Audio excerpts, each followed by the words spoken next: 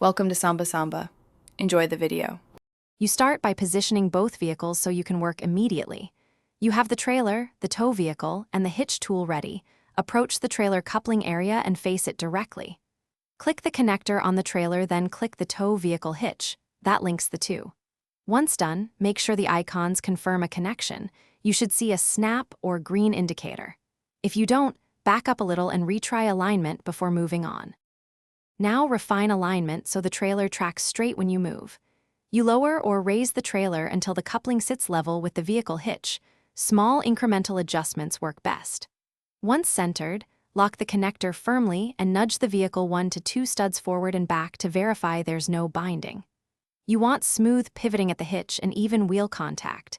If it drags, recheck height and centering. Make sure any breakaway chains or safety clips are attached. Finish by securing cargo and running a controlled test drive so you learn how the trailer handles turns and stops. You should accelerate gently and take a few slow, wide turns to confirm nothing shifts or rubs. After a short loop, stop and re-inspect the hitch, connectors, and wheels. Tighten or reattach anything loose.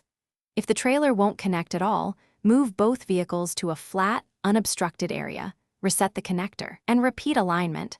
That single repositioning fixes most issues. Thanks for watching. Consider subscribing if we helped you.